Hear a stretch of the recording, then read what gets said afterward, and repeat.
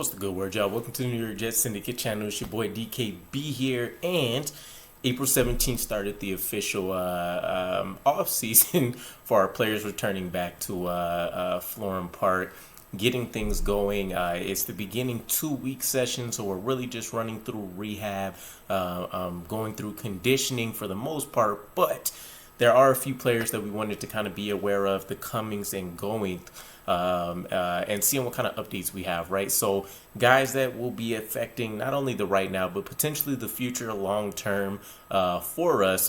For number one, Quinnen Williams. So he's definitely a no-show for this start. He has proven to be a man of his words.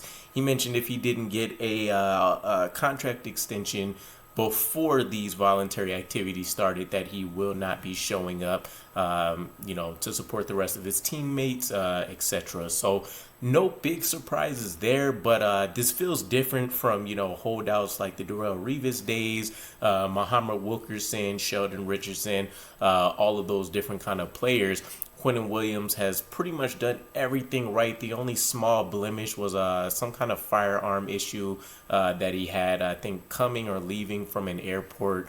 And I think it was just unregistered, if I'm remembering correctly. But otherwise, nothing crazy at all. And then, of course, we've had the breakout season from him now where really he's looking like one of the best in the league at his position, definitely top 3, depending on who you want to talk to. So again, it feels a little bit different. This doesn't feel like we're being held hostage or anything like that.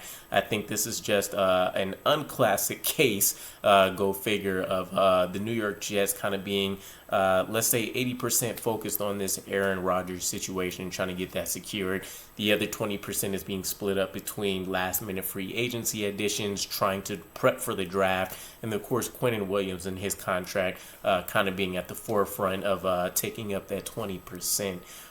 Moving on to another guy, Zach Wilson. He was there for day one of these offseason activities, and it is important because there could have been a situation we ran into where maybe he wasn't loving the fact that we were going to bring in a veteran quarterback to pretty much take away what would have been his 3rd year in the league and his chance to reclaim his starting spot in the roster. I mean, with what we're potentially giving up for Aaron Rodgers, there's not going to be any scenario where you realistically are going to call this a train camp battle whatsoever. I mean, realistically, Zach Wilson needed to come because he's looking to be the main backup. I know Robert Saleh kind of gifted him that role, but there wasn't going to be a strong contender as of right now for him unless we get a pick in the draft. Use a pick in the draft on a quarterback. So it was really Zach Wilson versus Tim Boyle, which probably won't make it through the end of training camp, versus Chris Streveler.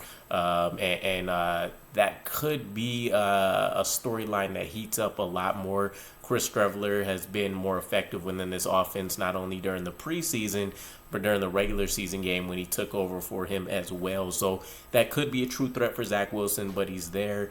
He's getting, early practice, early, rebuilding a chemistry with his teammates. And he's still showing and proving to do all of the things as he's done so far. He's just had some hiccups in terms of true leadership on this team, and then of course showing the actual talent and skill set to go out there and claim he's a true starting quarterback in the league. So at least he's still going about things the right way. We'll see how things progress in the offseason for him.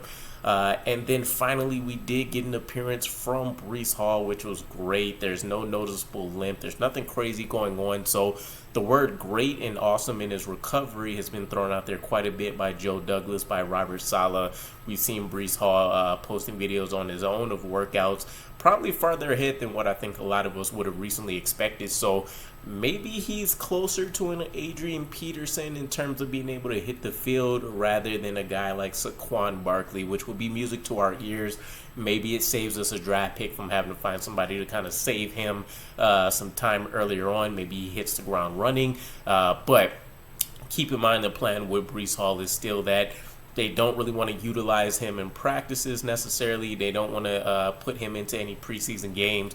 The plan is to let him fully focus on rehab. They'll, loop in some work as necessary as the rehabilitation continues to progress.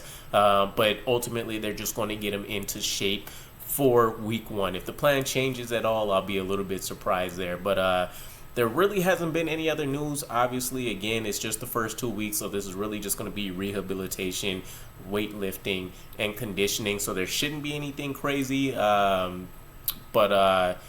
Yeah, actually, I think it's interesting. We haven't heard anything necessarily about Mekhi Becton either, but I do know that he's appeared during this time frame from what I was told. So either way, let me know what your guys' thoughts are. I think the biggest news here is probably going to be the Breece Hall or Zach Wilson situation, but either one of those, I don't expect anything crazy to heat up. And again, if it's going to be Zach Wilson, it'll probably be later on in camp once we can start seeing some balls get thrown around.